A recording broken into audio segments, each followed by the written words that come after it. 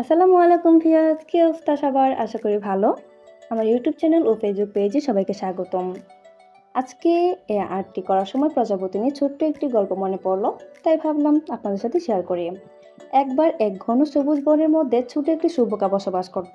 তার নাম কি জানেন? টুকটুকি। সে সারাদিন পাতা খেত আর গাছের ডালে ঘুরে বেড়াতো। কিন্তু তার সবসময় মনে হতো সে খুবই ছোট এবং অদেখা একটা প্রাণী। বনের অন্য প্রাণীরা তাকে কেউ মূল্য দিত না, তাকে কেউ পাত্তা দিত না, তাকে সবাই মজা করত।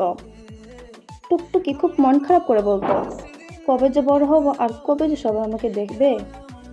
একদিন টুকটুকি একটি ফড়িংয়ের কাছে গিয়ে বলল, ফড়িং ভাই, আমি কি কখন উঠতে পারবো? ফড়িং বলল, ধৈর্য ধরো, সবকিছুর একটি সময় আছে।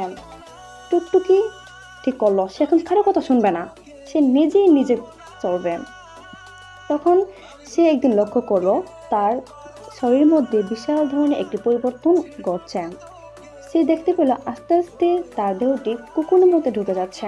সে ভয় পেয়ে বলল, এ কি হচ্ছে আমার? তাও সে ধৈর্য ধরে অপেক্ষা করতে লাগলো। একদিন সে কুকুর থেকে বের হলো, কিন্তু সে আর শুঁয়োপোকা নয়, সুন্দর ও রঙিন একটি প্রজাপতি বেশে। রং বেরঙের ডানা মেলে উড়ছে। সে উড়ে চলল ফুলের পর ফুল, গাছের পর গাছ। বনের সকল প্রাণীরা তার সৌন্দর্য দেখে মুগ্ধ। যারা তাকে তুচ্ছ ও তাচ্ছিল্য করত, তারা সবাই তাকে এখন পছন্দ করে। পুরনো বন্ধুরা যাকে তাকে পাত্তা দিত না, তারা সবাই এখন তার সাথে মিশতে চায়। এই ঘটনা থেকে আমরা কি শিখতে পেলাম?